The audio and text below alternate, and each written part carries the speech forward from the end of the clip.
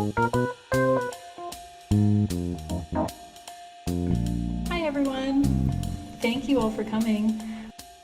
So tonight's event is part of our 2023 Fall History Series presented by the Oakland History Center. If you have not ever been to the Oakland History Center, it's upstairs on the second floor of this library. And if you ever have any question about Oakland that you want to find the answer to or research, please come upstairs and ask us because we love to help you.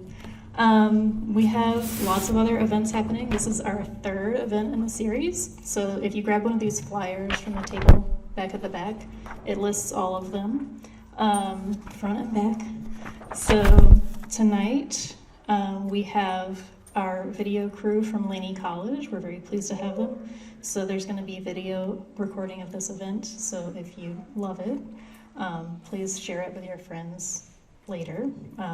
It'll be a little while before it's available, but it'll be on the library's YouTube page. And yeah, thanks again for coming. So tonight we have oral historians in the East Bay. So our panelists and moderator, Liam O'Donoghue is going to be moderating. Then we've got Roy Chan, Shanna Farrell, Elena Botkin-Levy, sorry, Dr. Saturu Ned, and Sue Mark. And they're all going to sort of introduce themselves with some little slideshows here. So I'm going to hand this mic over to Liam, and then we'll get started.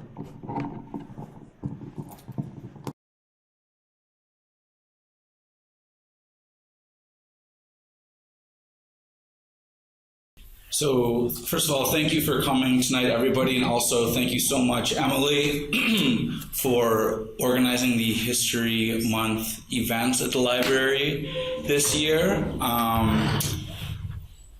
We know you had some mighty big shoes to fill. Of course, I'm referring to living legend, local legend, Dorothy Lazard over here in the corner, who for many years was the head librarian at the Oakland History Center, just retired last year. And yeah, round of applause for Dorothy. Many years of service. But Emily, so far you've been doing incredible work, and thank you for bringing together this wonderful panel tonight. In the true spirit of oral history, I am not going to speak for these panelists. I'm going to let everyone introduce their own project, but I'll just kick things off by briefly introducing my own. For the last 7 years, I've been producing a local history podcast called East Bay Yesterday. You can see links to my social channels up there. Actually, I'm just going to not say anything else about that. I was going to talk about how social media has just gone downhill recently, but that's really a different panel. Let's go to the next slide. I'm going to keep it brief again, but I just wanted to mention, that oral history can take many different forms, as I think we'll be discussing tonight. It's not just, sitting down with the recorder and capturing conversations for posterity. I consider oral history anytime you're discussing history, sharing stories. So one of the ways that I prefer to collect and share oral history is on my boat tours, something I've been doing for about the last 5 years out on the bay. I take people out. I'm doing a tour this Friday. And, not only am I sharing stories about the history of the Berkeley Pier and Treasure Island and the Port of Oakland, but also on all those tours, I'm hearing from people who come on the tours who have stories that they want to share with me too. So another just interesting note is that oral history, I think, is always like a two-way street. It's always a conversation. It's never just a one-way process. And then we can move on to the next slide. And I also love thinking about ideas for sparking conversations, getting people talking about local history. This slide is a map that I created a couple of years ago with a friend and a collaborator named T.L. Simons. And we did this map to spark conversations about different eras of Oakland, what we can learn from them. And that was I think 2019 that the map came out, and it recently got sort of a new lease on life because it was turned into a puzzle that has kind of turned into kind of a surprising bestseller. They've sold a couple thousand copies of this puzzle since it launched a few months ago. And so there's this whole new generation of a lot of kids and families getting together to work on this puzzle and talk about, what these different things on this map represent. And I'm going to pause there because we have a big panel and a lot to talk about today. So that's enough about me. Let's turn it over to Mr. Roy Chan from the Oakland Chinatown Oral History Project. And maybe, Roy, if you want to tell us a little bit about what you're doing. Great. Thank you, Liam. So the Oakland Chinatown Oral History Project began in 2006, and it started at the Oakland Asian Cultural Center. As many of you know, Oakland Chinatown has a 150-year history, and we realized that many of the elder stories were not being collected or taught in school, and many of the elders in the community reached out to us to want to start this project. So the first phase of the project was really intergenerational. We trained high school youth to interview 12 elders, which we got a small grant for, and they were collected, archived, and they're actually archived here at the library and at the Asian branch. I'm a planner, and so I love maps and the connection of place. So the project is very much place-based. We have a memory map that's at the Cultural Center where it sparks people's memories. They share their memories on this map, and you can pin your memory, and there's a little index card where you could share your memory, and then we follow up with folks that want to share more and turn it into an oral history. So that's Lincoln's Elementary School right there, and that was a really popular site. Many people wanted to share. And we turned it into originally a Google map and eventually turned into a digital map on our website where we're continually archiving the stories and digitizing audio and sometimes video. Because we're at the library, one of our phases a few years ago was celebrating the 40th anniversary of the Asian Branch Library, where we interviewed over a dozen patrons and staff. It was the first Asian public library in the country that housed materials in multiple languages. And many of you might know Judy Young was the first branch director who we got to interview before she passed. It was actually first located on Park Boulevard. And there were collections in 6 different languages when it first started. One of the focus areas of the project is that history informs the present. So about a dozen years ago, there was a Lake Merritt planning project that was going on, and they were soliciting for feedback from the community. And obviously, many community members, particularly don't speak English, don't want to come and contribute. And so we used oral history to tell the story of eminent domain and the displacement of 75 households, a church, and an orphanage in the 60s that fractured Chinatown. And we got some photos, and we brought back some of that history. We interviewed some of the women from the Ming Kwang Home for Girls, which is on Madison right here, 2 blocks away. And they talked about life there and what it felt like leaving. And that was really moving. And we ended up showcasing this at an event. And we actually brought the exhibit out to Madison Park, where many elders do Tai Chi, to get them engaged in sharing their stories. And we actually got their stories because at the time, Bart was thinking about developing a Madison Park. And so we wanted elders to share about why this park was important to them and their cultural history. And so we collected over a dozen stories over the course of a year and convinced the BART director to not develop on it after we showcased these stories to them at a big public event. So I'll stop there. Hi, everyone. I am Shanna Farrell. I am joining you from the Oral History Center at UC Berkeley. I'm an interviewer there. I've been there for 10 years, actually, as of about a week ago. And my background is in oral history. I actually have a master's degree in it, one of the few programs that do that, and then an interdisciplinary master's degree as well, where I was doing what I like to call environmental oral history, because I didn't really know what I was doing then. But yeah, so I work for the Oral History Center, we've been around since 1953. We're the second oldest oral history archive in the country. We were really founded on a lot of our environmental histories that were a big part of the foundation of the collection. If you don't mind changing the slide. And then I'm also the author of 2 books. The first one is Bay Area Cocktails, and it focuses on local history about the cocktail revival based on all oral histories. And then the second one is A Good Drink, and it's about sustainability in making alcohol. But that is also based on oral history interviewing methods. If you don't mind changing, thank you. And so through my work at the Oral History Center, there we go. Okay. I do a lot of, so our center does a lot of national, some global history, but also a lot of local history. And I really find that the local history has implications for the larger country, the larger globe, and the past definitely informs the present. And I've had the good fortune to work with the East Bay Regional Park District. I've been documenting their history since about 2017. The Presidio Trust, Dryers, we did a big project with them, talked about Rocky Road ice cream. We're working on a project now around World War II Japanese American incarceration, talking to descendants of several different sites. We worked with the Rosie the Riveter World War II Homefront site in Richmond. I did some interviews on that. And all this is to say is that I don't work on just one project. I work on many things, which has been really rewarding, and I love what I do. And then if you don't mind changing the slide. And then lastly, I'm also the co-founder and mostly the lead producer on our podcast, The Berkeley Remix.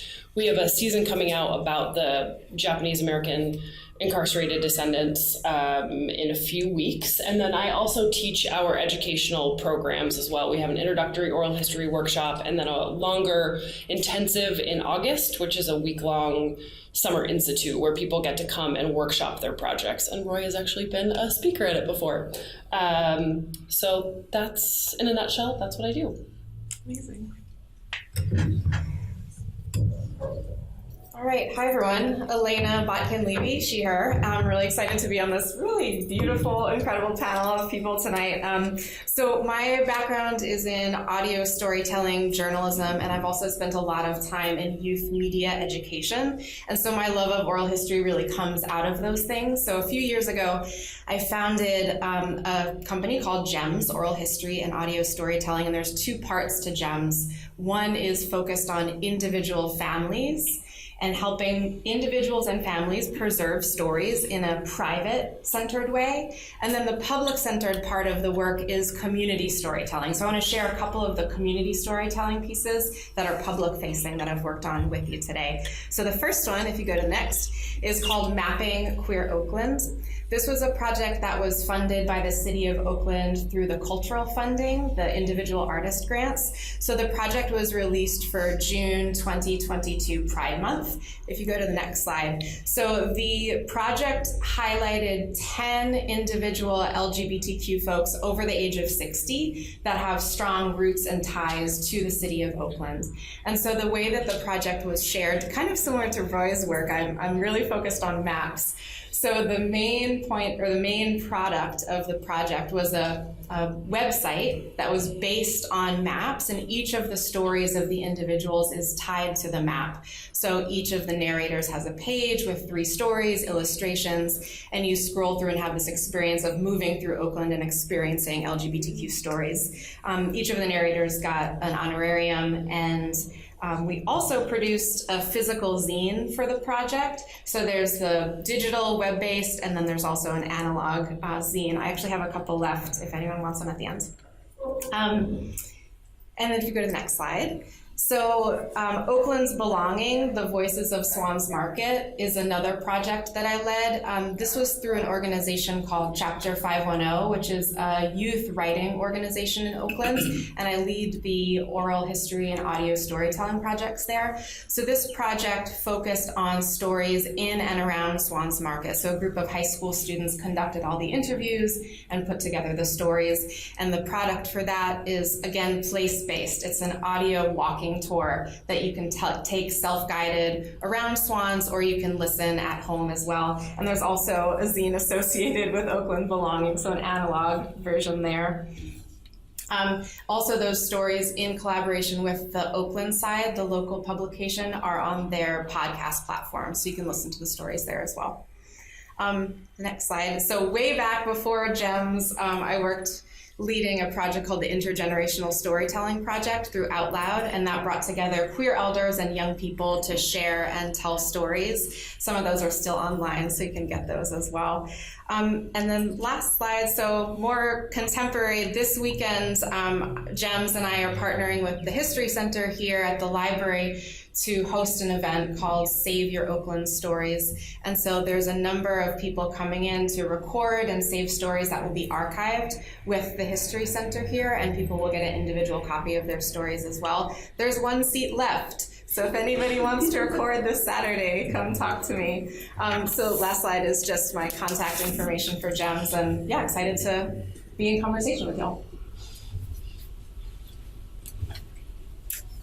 Hi everyone, really honored to be here on this amazing panel and already excited about hearing these projects. So tonight I want to share information with you about Commons Archive, which is a project that we started almost 10 years ago. And my background is as a creative. I'm an artist, a cultural researcher, an educator, and I don't have any background in history or oral histories. Instead, really interested in understanding people's relationships to each other and place through stories. And so we started Commons Archive, rooted in North Oakland at the Golden Gate Branch Library, as a way to support a neighborhood experiencing a lot of change. So a lot of longtime Black neighbors were displaced, a lot of newer, whiter neighbors coming in, a lot of tension, a lot of frustration on many sides. How do we come together? How do we learn about each other? And so Commons Archive was really born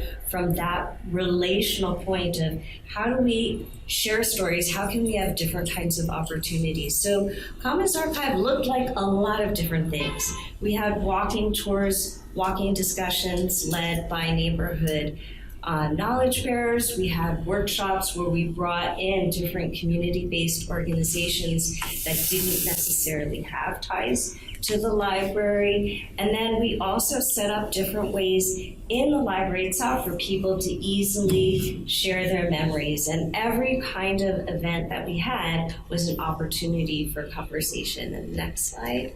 So we partnered with the library for many different kinds of celebrations, and I think we were at the library base there for like 5 or 6 years, so it was really an incredible opportunity to bring people together in celebration.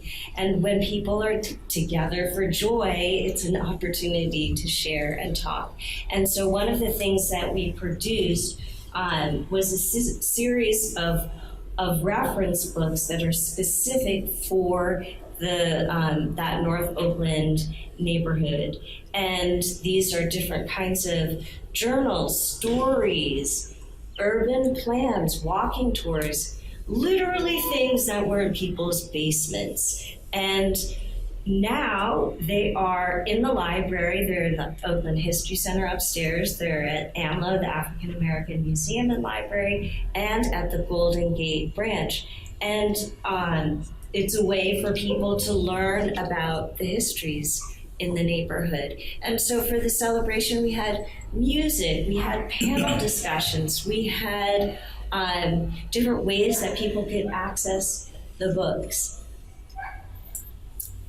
And so jumping forward from working at the library, we really wanted to see, well, how could we bring people together to share stories on a very localized level, on a block by block level. And so we developed with a number of community organizations the Here Here Community Billboard Truck, which is a vehicle literally for sharing stories. On one side we have a static billboard, on the other side is a digital billboard where we showcase neighborhood stories through videos. We have questions that people who host the truck want to ask the community, like what helps you stay connected to your neighbors? What do you want to see in the future in your neighborhood?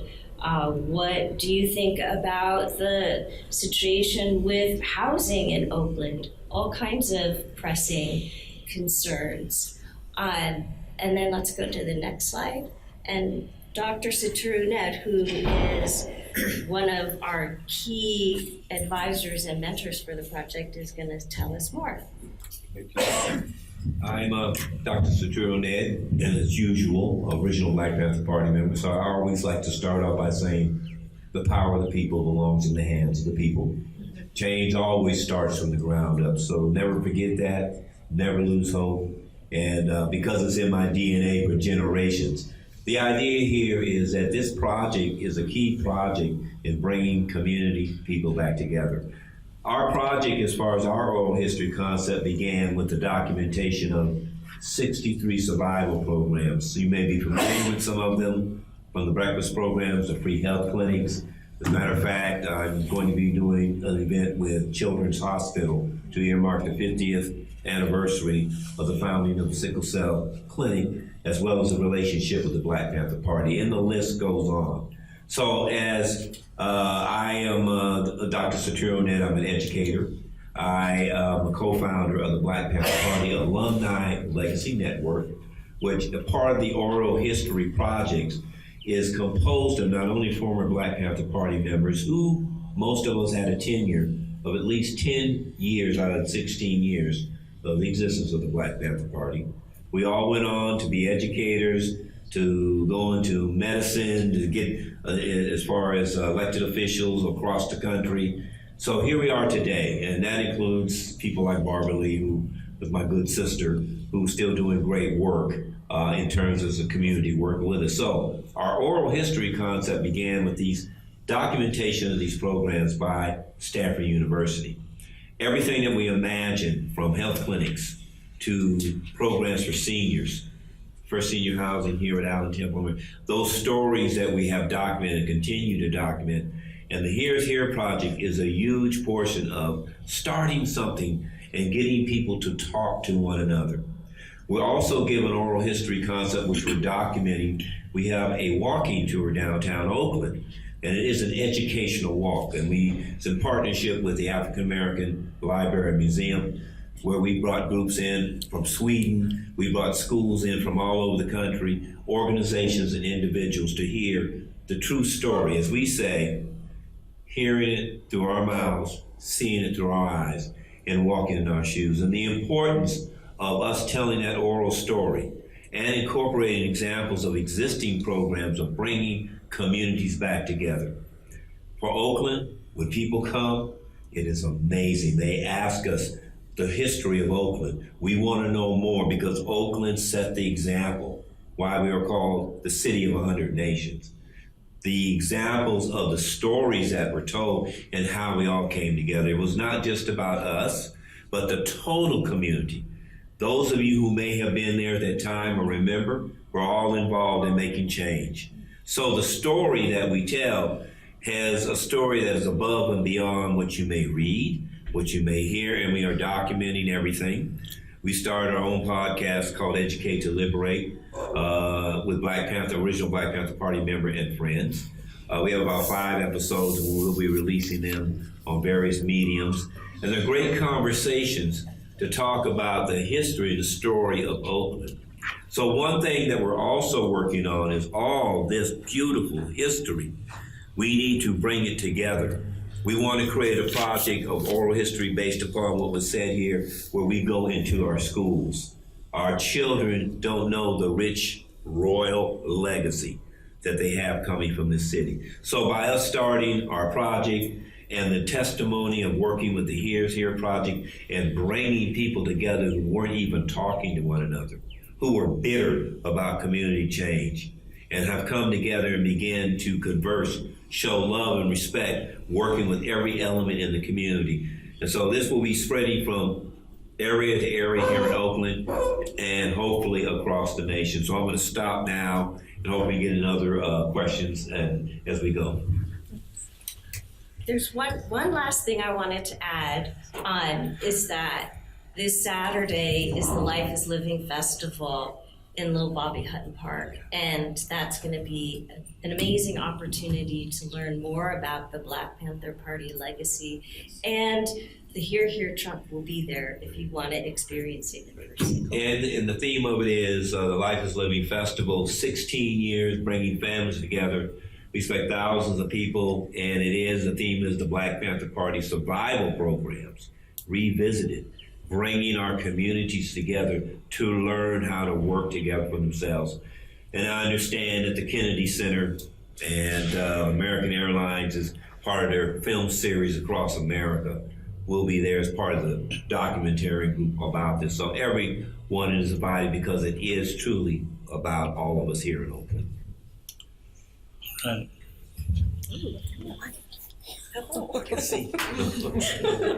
All right, let's start the conversation. So as oral historians, we're often interviewing people, talking to people about things that happened in their lives years ago, sometimes decades ago.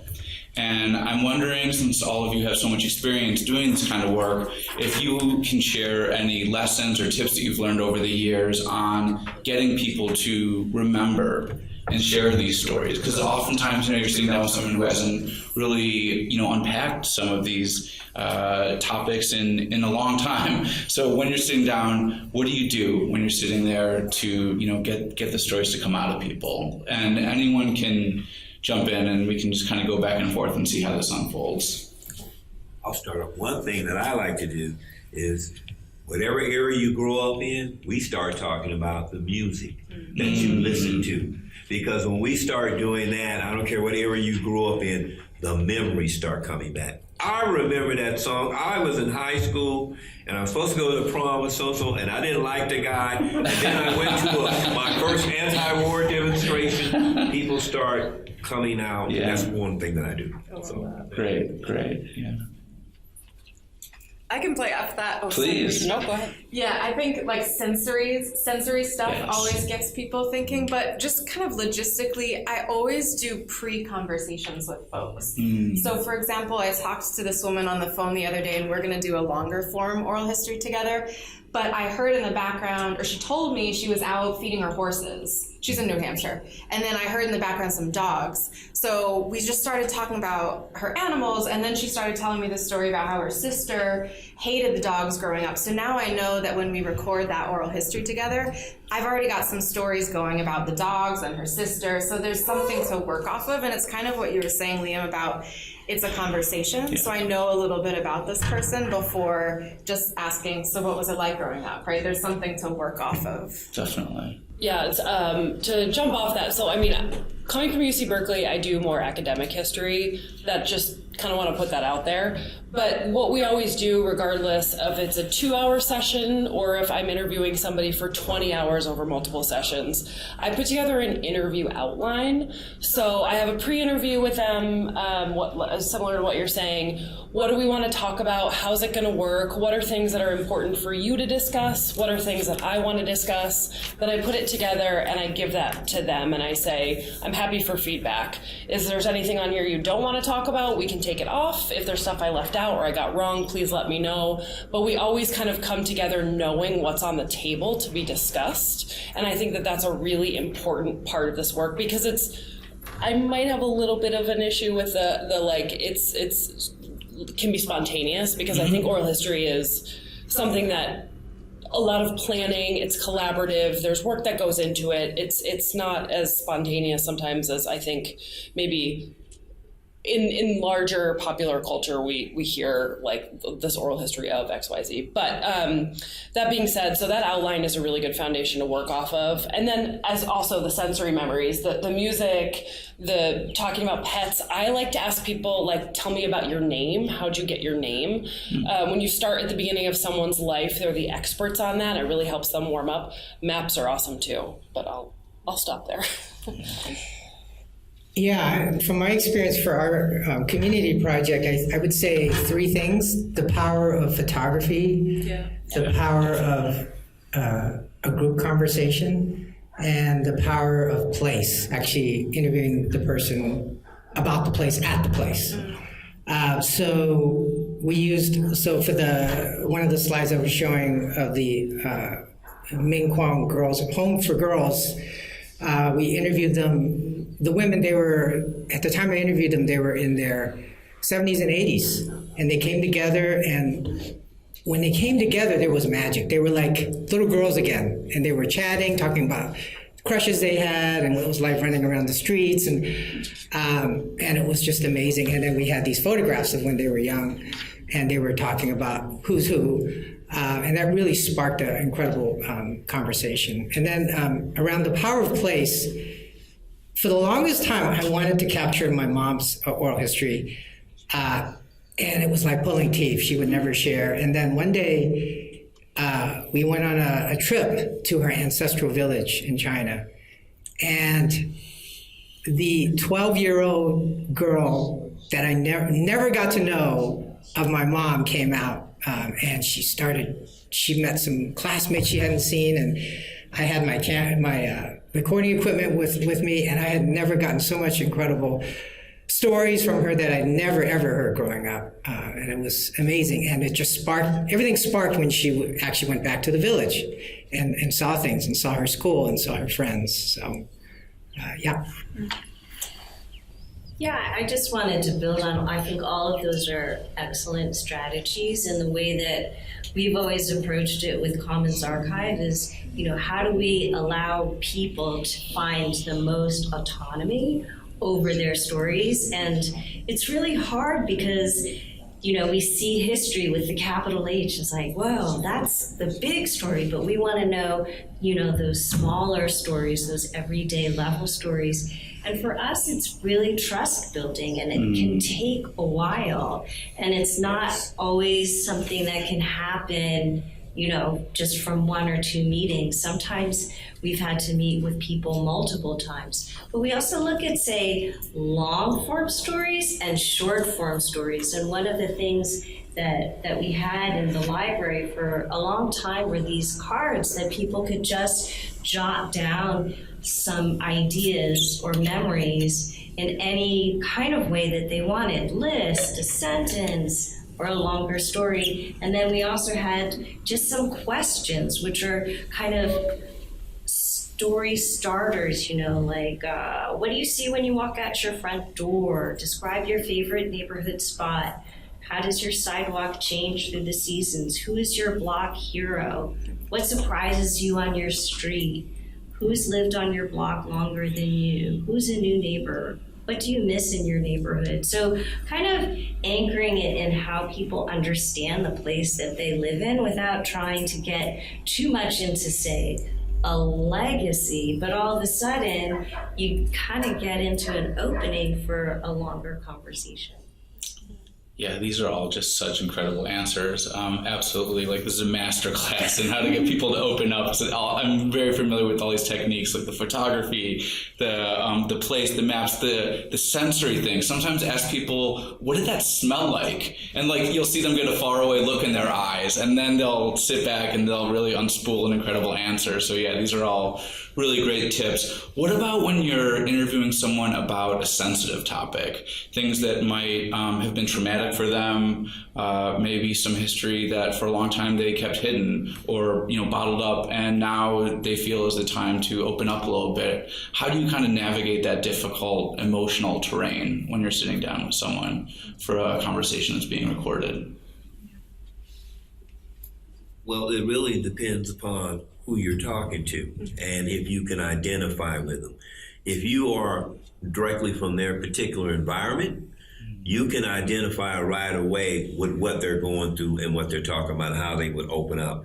And usually it involves the conditions they're living in, where you can identify that I understand where you're coming from because I too have been part of those conditions. So that's a really important aspect in getting people to talk about sensitive things. We use that process. I use the process when I'm talking to young men. I used to have a thing called kick it sessions. I'll be in East Oakland and get them to come off the block for 10 blocks around. I want to learn from you, elder, and not be out here on these streets. So within those sessions, we would talk about what they're going through.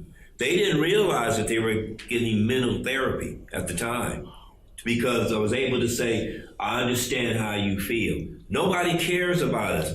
You will hear some of the most intelligent young men talking to you who never open up. But because of that method of environment and also creating those sessions, and it also would go back to, well, let me tell you how we had to talk to a young lady. We never called her out of her names. We had to meet the family. Oh, wow. How was it like you going to school when you were a teenager? So I start identifying with them, whatever age group they're in, and it works every time. And I always tell them, we're not here to give you advice on what you should say or what you should do. I'm here to share knowledge and experience with you. So for me, it works on that vein to get people to open up, to talk about those sensitive issues of how they're feeling and they might not want to go on in life. So that's one method that works for me. I deal with this a lot, and I teach about it a lot, so I think that this is actually a much larger conversation. Absolutely. But this kind of, I will just say, I think it is very situational. It depends on the person. For me, I go back to the pre-interview and that conversation that you have before the interview. A lot of times when I'm doing, yes, I could be interviewing somebody, it's a trauma-informed interview. It could be somebody who is a bartender, and I had no idea that something was gonna come up and trigger them in the way that it does. But in those pre-interview conversations, it's like, I always ask, is there anything you'd prefer not to talk about? Yeah. And people will say, like, look, I had this thing happen to me. I don't want to talk about it. And if it feels relevant or it's like, okay, how do we ask around it? Like, what feels right for you? Is this an important part of your story to talk about? How do you want to approach it? And then so one thing, I don't actually share questions in advance, but in a sensitive situation, I do. There have been, 95% of the time I don't share questions in advance, but something that is a little more sensitive, I would do that. So does the wording feel okay?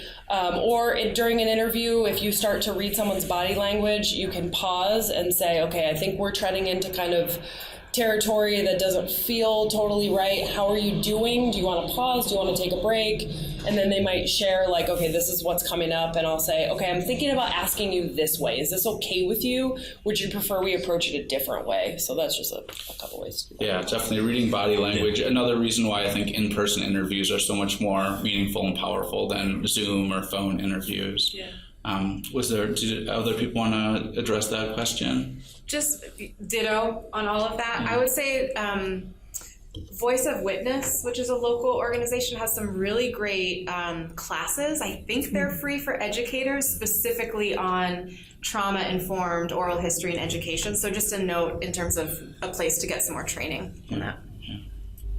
I just wanted to add a slightly different perspective, say in the more short form idea of sharing stories, and we've done some long form oral histories, but most of what we do is at events actually. And the Here community billboard truck last year was invited to something like 30 events of all scales, from like Life is Living, where there are thousands of people, to neighbors who wanted to have conversations with each other. There was a block in Northwest Oakland where there was a lot of gun violence, and people were afraid to come out, people were afraid to talk to each other. And so I talked with one of the neighbors, and we shaped together an event that was just like, hey, come out and have some coffee and donuts, and let's see each other again. And it wasn't focused on solving any problems. It was just about connecting, and inevitably then people started talking about what was challenging and what was difficult. And I do want to mention, like with the Here community billboard truck, you saw an image and there was a compilation of a lot of colored pieces of paper. We often work with community engagers who then talk with people one-on-one about questions, and some of them may be kind of challenging questions, and other that might not be quite as challenging. People have the opportunity to say something and have somebody else be a scribe and write it down, or they can write it themselves.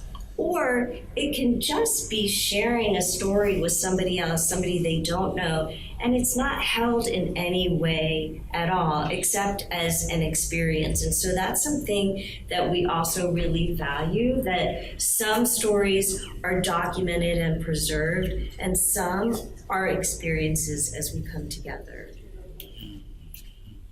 Roy, was there anything you wanted to discuss on that topic? Yeah, maybe just, oftentimes sometimes I struggle with, should I audio record or video record? And when I know I'm going into a sensitive topic, I usually put the video camera down. Yeah. And find a place where that person feels I'm meeting them at their place where they are, whether it's their home or a place they're familiar with, and ease into the conversation and just be a really great listener and let them take the lead. Yeah, no, that's a really good point. I think people act a lot differently when there's a camera in the room that they're looking at. Having the little tape recorder off to the side, they can almost forget sometimes that it's being recorded, which can be helpful. I want to switch gears a little bit, and I've been asking about sort of how you do interviews. I also want to make sure we talk about sort of how you get your work out there. We're all involved in projects that are trying to reach certain communities that that we are distributing to a certain extent. And obviously there's a lot out there that people can choose to spend their time listening or watching or reading. So how do you reach people with your work? What are kind of some innovative tactics or ways that you've seen people get oral histories out into the communities? They're not just, sitting on a hard drive or a bookshelf somewhere. I'm all about the analog these days, thus all these paper copies of things. That's great. Which it's, you mentioned social media and this idea of like cutting through the noise is, I'm not interested in that because there's so much out there. So I feel like sometimes just getting a paper copy of something. So like the Mapping Queer Oakland zines were at a bunch of businesses around Oakland so people could just go pick them up. And the Oakland Belonging is at the Chapter 510 space. So there's this tangible thing to hold, and it's an entry point into if then you want to go listen to the audio stories or videos. So that's one way I've been thinking about it, is just like something to touch that is an entry point. Yeah. She's exactly correct. Mm-hmm. And on that, every medium, because there are certain communities that just will not get on what they call social. We're calling it social education. We're changing it. What we put on there is hopefully educational. But yeah, so you look at it that way, where every medium, flyers, leaflets, going to events, going to even churches or meetings where people, because everybody's not on social media, so that face-to-face relationship really becomes apparent when you're able to. So every method, and of course, I learned that a long time ago when I was so young. We're knocking on doors, every door, which a lot of our elected officials learn that process before and during ranked choice voting here in Oakland, of making sure that you're able to converse with everybody in the community on the level that they're used to. And so every medium still applies. I just want to say that Dr. Saturu's sharing of the Panther methodology really influenced how we developed the Here truck, because it's kind of like an ice cream truck. It drives really slowly, does not have ice cream, but it has it has music and sound and stories and moving images, and literally meets people where they are. And so one of the things, when we started Commons Archive was, how do we make history, which we often see as like, oh, that's relegated out away from me, as being a living experience and part of what everybody can share and learn from. And so creating events at the Golden Gate Library, we were tapped on to support the centennial celebration at the Golden Gate Library in 2018. And so we closed off the street, and because we had already started having workshops with some of the community organizations and neighborhood groups at the library, we also invited them to come. And then local musicians wanted to participate, and we brought in the person who leads line dancing from the senior center. And it just went kind of on and on. And as soon as other people heard, it's like, oh wait, we want to be part of that too. And so this idea of very localized celebrations where people can come together and share. And of course, we had, things that people could write. We had really sentence starter banners that people could write on, in 5 years, I want my neighborhood too, and in 100 years, I want my library too. And I think we made like 200 of those, and they were all filled by young people, old people. Everybody wanted to participate, and now they're hanging up in the Golden Gate Branch Library. So finding a lot of different access points for people to participate and bringing the opportunity to where people are. And making it fun too, it sounds like. And making it fun. Absolutely. Yeah, I wanted to expound on that, Sue. I think that's a great point. At the Lake Merritt BART displacement oral history project that we did that I showed, one of the groups of community members we really wanted to tell this history to were newer immigrants, which are actually elders that do Tai Chi at Madison Park every morning. There's literally hundreds of them. They would actually never go to the cultural center to look at an exhibit, nor would they come to a community meeting to give their input. But we knew like 200 of them come every morning to do Tai Chi. So we decided we have this history that these blocks used to be part of Chinatown. They don't know this history. How do we get that to them? So I created these large boards with photographs and excerpts from the oral histories, translated them into Chinese, and put them on easels. And at 7 in the morning one day, our team went out there and put them on easels. And these elders, they flocked to them, and they were reading that, wow, on the ground that I'm standing on, these used to be homes. And I never knew that. And these are folks that would never walk into our cultural center, but here we brought these stories to them. And afterwards, we were able to collect their stories. So. For us, we're a little different because we're an archive, and so about 25 years ago, the director at the time put 95% of the oral histories online. So we're one of the few kind of academic oral history libraries that have most of the oral history PDFs of the transcripts available for you to access. If you have an internet connection anytime, any place, anywhere, you don't have to physically go to the library. Other places you do. But I know that I have said a few times, I come from an academic, more just that it's a formal process for us. I'm more of a journalist, so I'm really interested in, if somebody's going to sit down with you for 20 hours, which is our average interview length, we want people to know about this. Like, it just feels like if it languishes in an archive, it's not very satisfying. So I'm all about creating breadcrumbs, and that's why I had co-founded the podcast, to start, get the word out there. But we also give physical, after the transcripts are done, we give the hard copies back to the people who we've interviewed. And, the word of mouth, I'm finding the analog is really important. I connect with people in the oral history community, present at certain types of, these types of things. It's just what kind of breadcrumbs feels right to you, and do it that way.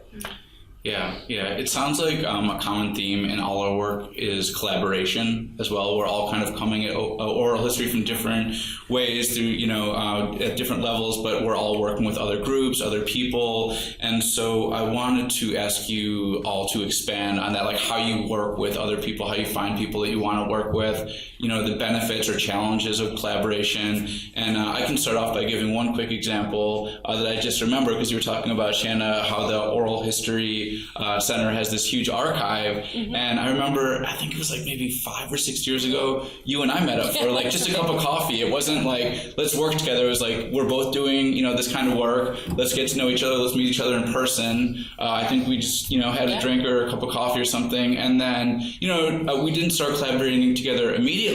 But then I think about a year or two after that, the pandemic happened. Mm-hmm. And, I was a little bit, confused, because I'm like, I go out and interview people in person. How am I going to keep doing East Bay Yesterday, this podcast, when I can't meet people in person? This is even before, this is basically when everyone's on lockdown still. And I remember that conversation we had, and you told me, hey, if you're ever interested in using something from our archives, we're open to working together. And so I was able to reconnect with you in this center and access the many hours of tapes that you had about the history of the Oakland Army base that my grandfather had actually worked at back in the 60s and early 70s. And, just having the fact that we'd already had that meeting and met face-to-face before, I think, that's a great way of building trust. And so that project was able to come together.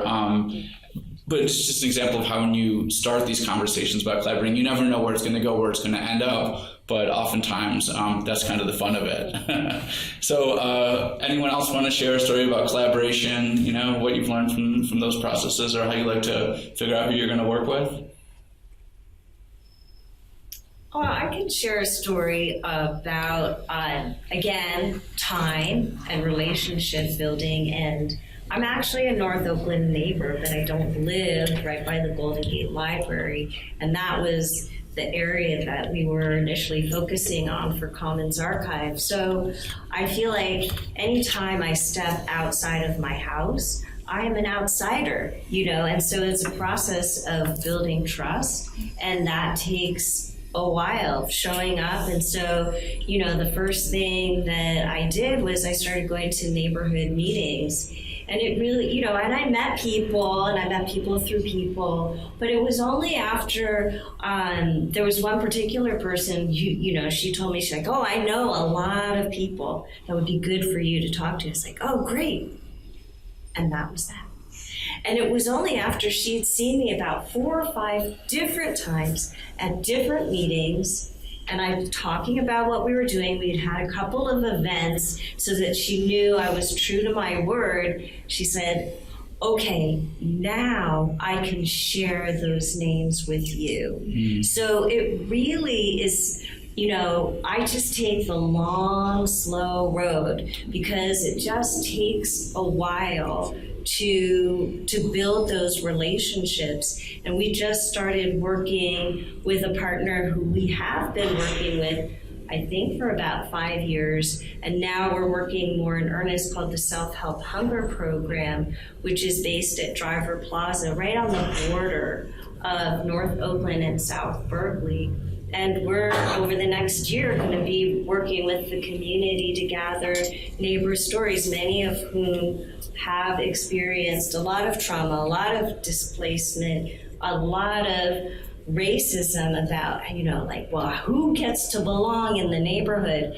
And the first thing that happens, I just show up again and again and again. And not even to gather stories, just to meet people, to talk, and to be where they are. So, our process of collaboration really is about finding bridges and knitting together, and it's not fast work. I have something to share. Please. So one, for us, I mentioned earlier that we've been doing it for like 3.5, almost 4 years now, an educational walk in downtown Oakland. And it's not a tour of this building is where so-and-so. Here's the Ron D. Vellum's story of it. Here's the post office with Byron Rumford. We tell the stories, right? But in the engagement, I meet people from all over. And so by the time our presentation deals with the origin, the original vision, how we grew, survival programs, the ideology of how we thought and still think, and repression. So by the time we're done and we're engaging with everybody who comes, it becomes where people start opening up to us immediately. By the time we get to the museum, I'll give you a perfect example. A man and his wife, young man, I think he's about 45, 50. He came, his name is Chris Amersall. He brought his wife to one of the tours. So we got to talking. And by the time we were done, we started talking about the problem of healthcare. And so he says to me, I want to be part of the network. Because what you explained to me in the story of the work that you did, everybody and anybody who has any skills can become part of this. So we always would explain to them about the concept of the original Rainbow Coalition, which respected everybody's lifestyle. But it was about all of us had to eat. All of us had to live. So we, as young people, all came together, no matter what background you were from. So to make a long story short, his wife, I saw her again. We says, call my husband, and he's going to be at the festival this weekend. Well, we talked, and we have classes on Saturday, which are part of our documentation. We record all our Zoom classes. We cover many subjects. This was about pharmaceuticals. Well, found out, and if you look at this person, you think he's from Oakland and worked in a tattoo shop. Let me put it this way. But he says, I'm a pharmacist. He says, I work with CVS and Walgreens. You see and hear some of the things I'm confronted with and how I am straightening out people's prescriptions. So I said, what else do you do? He says, well, I'm responsible for 14 million Medi-Cal people, and I negotiate with the major drug companies in California. So it was an amazing concept. So he's going to be there Saturday. We're talking about a brown bag program, or the people's medical information on their pharmaceuticals. We went over different prescriptions, and it was so gracious in telling us, no, that's not what you should go back to your doctor. Tell your doctor this is wrong. So this idea of engagement, and I didn't ask them, it was because of exchange of knowledge and information and opening up and saying anyone can be part of the work that we do. So these are the kind of folks that are being attracted and sharing their life story. By the time we were done, it was like an oral history thing between both of us. I'm telling them, and they're telling ours. So our relationship over the last few months has grown exponentially, and this concept we hope will grow, where everyone can take a look at the prescriptions that they have and the pharmacists. If you didn't know, from what we learned from this oral history and the talk, you can go to any pharmacy. You don't have to be in your network, and they're obligated to tell you. He saved one man's life. Young man had 10 prescriptions, and basically he said, if you take this one, your doctor had to be out to lunch because you will be in the ER. Your life is in danger. So from just that engagement and people coming from all walks of life, and that's what it is about. How can you help? And he will become an engager. And I guarantee you, he'll hear a whole lot of oral histories from everybody. We might stand there and record them. So I just thought I'd share that with everybody, one method in which we use. Yeah, the Oakland Chinatown Oral History Project, when we first began, we knew we wanted to collect stories. We knew the community, we knew the history, but none of us were oral historians. We didn't understand the process, the technology, any of that. And but we were able to connect with an oral historian, a librarian at Mills College, Nancy McKay, who ended up being our advisor and really actually helped us train the high school youth that were going to be the interviewers and all of us. And that ended up being this incredible partnership. And eventually, every year we would bring on new students from Mills College to work with the community. We would, our organization, the project at the Cultural Center, we were the trusted community members. We were able to introduce folks, and then we had students come in to actually do the interviews. And I remember there was a group of students that were going to interview the Tai Chi participants at Madison Park. So we had to build in like a month where they would come every morning as early as 6 a.m. and just hang out. Not even interview anybody, but just hang out.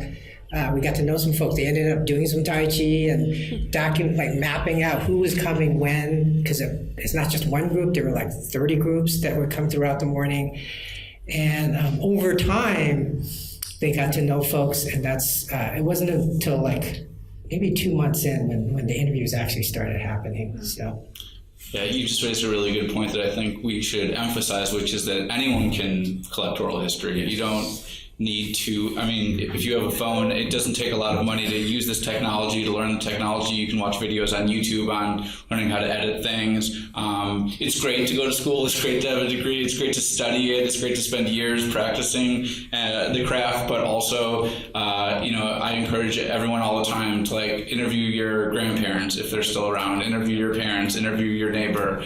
It's literally something anyone can do. Yeah, and actually jumping off on that, the Oral History Association is a really great resource.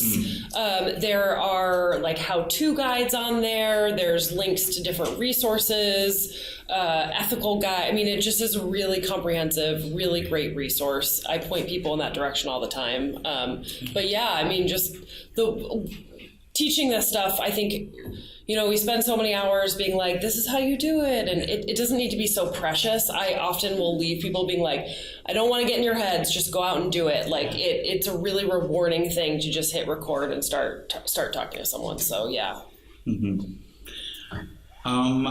I think we have about 25 minutes before we need to clear the room, and I wanted to make sure that we have time for audience Q&A.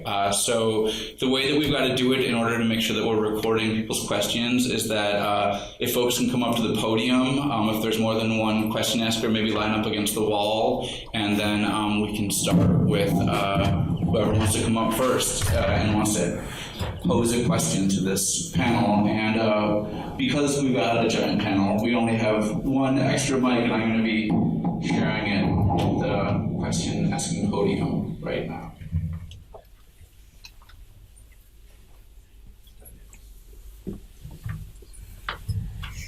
Go ahead.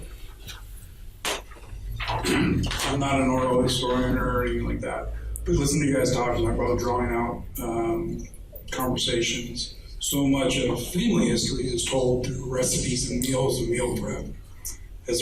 And I don't know, I heard someone say grants and all that kind of stuff, but in small setting because of the cost prohibitiveness of creating a meal. Has anyone ever done that up here? Yeah, it's an awesome way to get people to open up. It's one of these things where you could just hit record on your iPhone, and it's a family recipe, and you start making the recipe and you record what that's like. Tell me about the first time you made this recipe, and that can snowball into something larger. I actually just interviewed somebody whose family put together a big family basically the idea of a community cookbook, but for their family, and it was all these stories based on recipes, and it's just such a beautiful way to connect with families and learn stories that maybe wouldn't come out if it weren't over food or a kitchen. Yeah.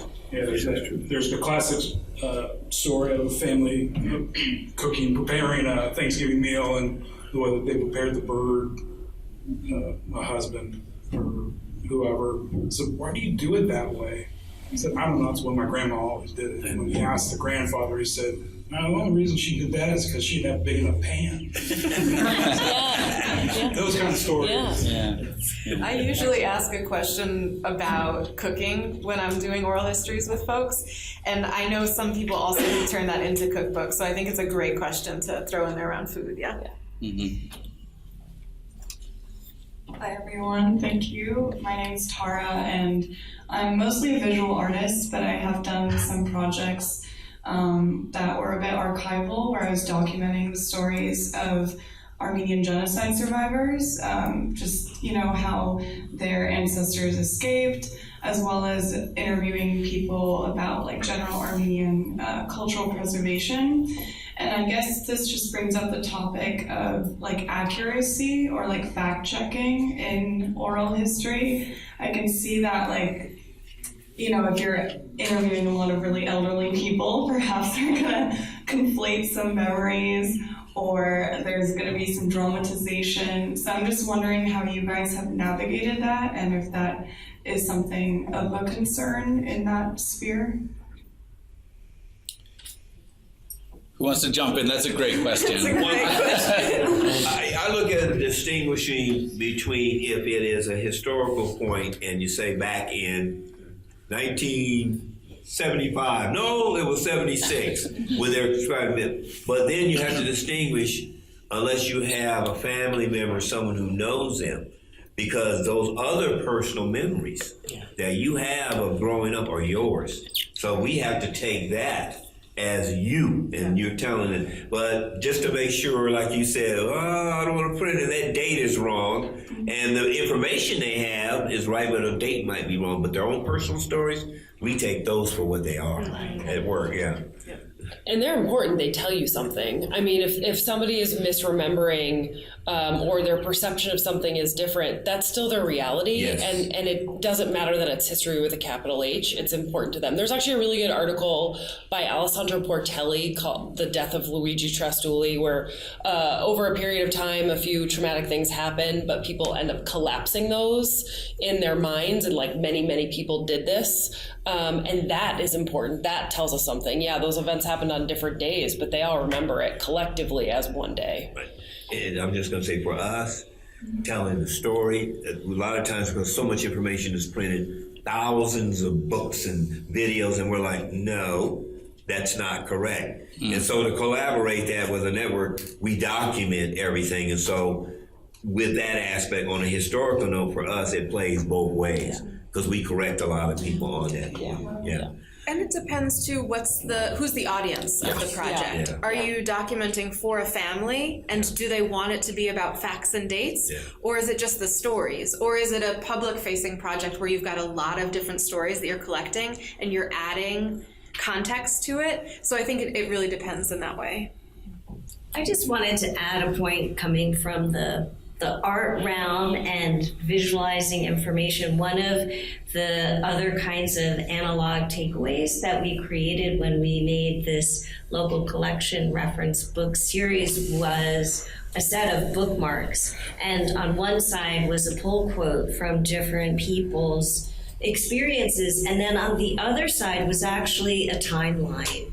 And so I think that there are ways that you can provide, say, a more kind of contextual set of information that might need to have a factual accuracy and have the stories as well. Because I agree with what everyone is saying that, our personal stories are our stories and our mistakes are pieces of information. That's also part of the history too. So, coming up with different ways to get the information across, this was actually connecting the legacy of the the Golden Gate Library with the African American Museum and Library, because that connection hadn't been made in the neighborhood, even though people had many different stories about the libraries.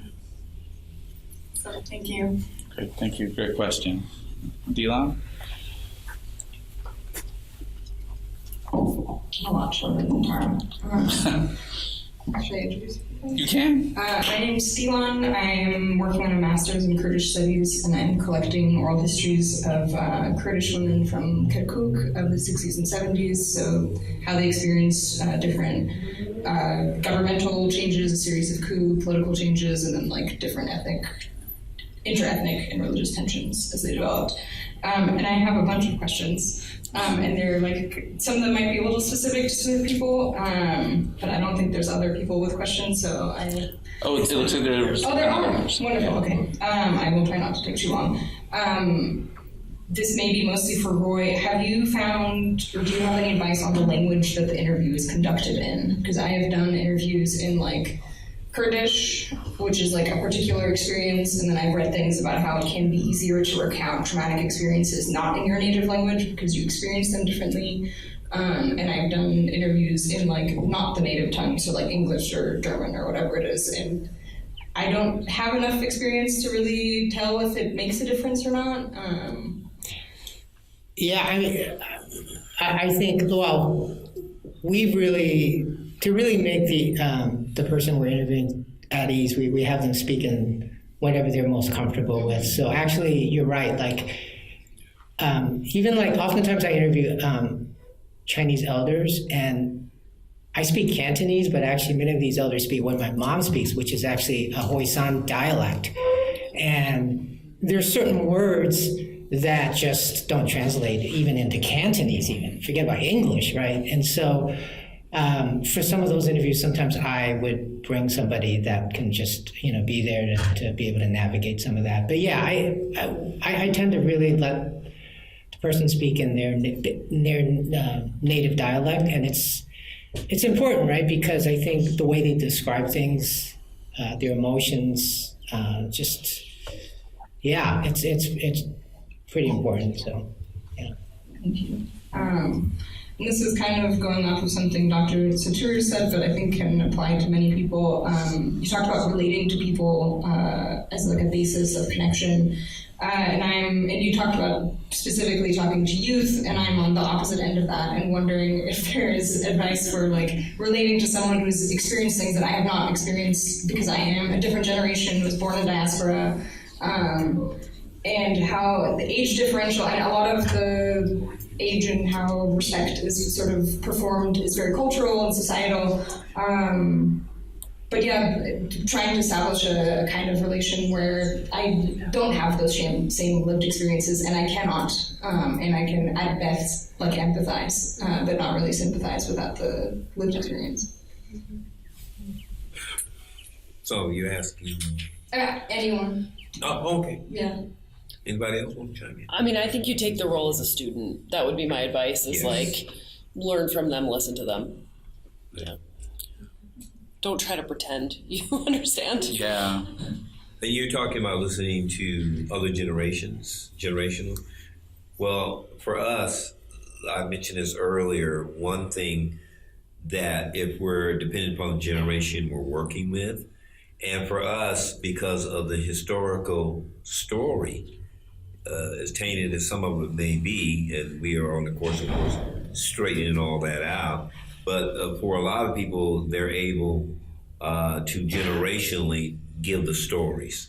So, for instance, like we have generations who worked with the Black Panther Party as community workers, people like L.U. Harris and Barbara Lee, and the list goes on, right? Then we have generations who benefited from the program. People like actors like Richard Hornsby, and the whole list goes on. Anyone who ate at the breakfast program, they talk about that. And then their children's generation who may not have experienced that. That's where if we're talking with young people, when we automatically take them to that same age. When I'm doing a walking tour, we've done it on our website, bppaln.org. You'll see a testimony page as young as 4th grade students talking about when we tell them, did you know that there were party members as young as 15? We never knew. All of a sudden, these young people, we talk about oral history, they just start talking. They start coming out with their opinions. They start telling you what's wrong with America. It's because they're exposed. Even more so, we had a saying as elders, and my mother used to say, that child is 12 going on 30. Well, actually, right now, they truly are, because they're exposed to so much, and they're very astute. So when we tell them that we were so young, automatically it seems like it gives them a purpose. So the testimonies are amazing on that page of how they talk about they want to change the world, that they didn't realize that we, I don't know, I guess they thought we were like, 30, 40, 50. They didn't realize that we were kids. So, and then it becomes back and forth. Because then we get a chance, what do you think needs to be? And that's when I get these amazing stories, like a 9-year-old. He tells me, he says, the problem with America is we have people who are not concerned about the welfare of all of us.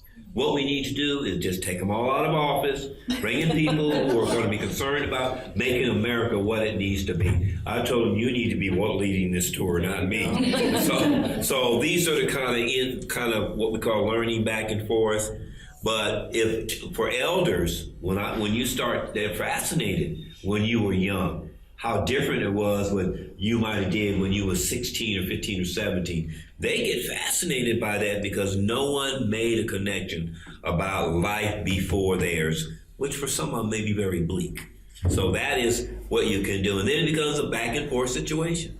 So, Thank you so much. you're welcome. Yeah. Looks like we have. Oh, do you want to ask a question? Yeah, sure. Great. Well, I just wanted to add one thing, but I didn't have a microphone, so that's why I came up here. I think that a lot of the times over the years when I've sat down with elders, a lot of the time I'm asking people who are meeting for the first time to open up about their life stories. Oftentimes we're talking about really sensitive topics, things maybe they haven't talked about in decades. I think some of the common themes that we're hearing tonight are building a relationship, starting slow.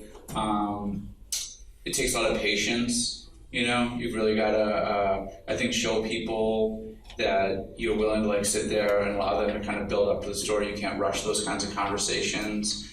Doing research beforehand, I think this is something that's come up a lot of the times. If people know that you take their story seriously, and that you're not trying to prove to them that you know everything, but you kind of drop hints that you've done your research and you take their story seriously. I think that can do a lot. Physical body language, eye contact, or nodding your head as they're talking can help.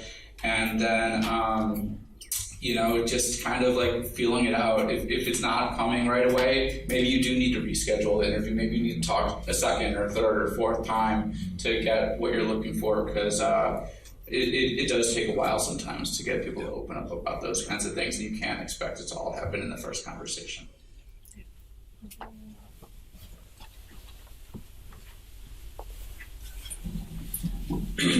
I think my question came from thinking about disability justice and thinking about who's not in the room with us right now. So and maybe this is a nice way to close out too, but whose story is still missing for y'all, and who are y'all still curious about? Very good question, yeah. It's so interesting. You might have seen this, but I think the Oral History Association is doing specifically a new, archive journal specifically about disability and oral history. So I just want to offer that to you because I just saw it today. But yeah, I think I try and hold that question all the time, always. And I think that my guess is that's true for folks here. And generally, I see the oral history community being committed to that question, right? And when we think about archiving stories and creating our own narrative for history, it's okay, whose voices haven't we heard? And what does it look like to collect and share those stories? So I love that question, and I try and have that be kind of a guiding light for most of the time. I don't know what's next for me to answer specifically in terms of oral history. I'm working with young people who are exploring stories of education, so I'm curious what they're gonna unearth for themselves around what are the stories they want to tell in terms of their educational experience and then share with the world. So that's coming soon. I just want to mention, Google this name, Brad Lomax, Lomax, former Black Panther Party member. It's amazing when people say, what did you guys not do? Brad Lomax was a party member. His brother Glenn Lomax is still living. He had multiple sclerosis, beautiful brother. He was instrumental in the strike, in leading the move in San Francisco when they had the strike for the California Disability Act. Then he led a group to Washington, D.C., which helped bring in the American Disability Act. So there are stories of that representation. And if you go online and look at the 65, we were running around telling people we had 20, to Stanford University. Hold on. You guys, we did that many? Yes, you did. And they encompassed every area of life. So yes, there is a story. Helping with open up the East Oakland Center for Independent Living. All the interaction of the Black Panther Party that we had. We want to encompass everyone. So there is a story concerning the disability question and the oral history about that. Well, I think, asking that question of whose stories haven't been told yet or what stories still need to be told, I'm so glad you asked it, and I think that is a great way to end. I do think we need to wrap things up right about now because we've got to clear out the room, but I wanted to thank Emily for organizing this event and also the incredible panel here.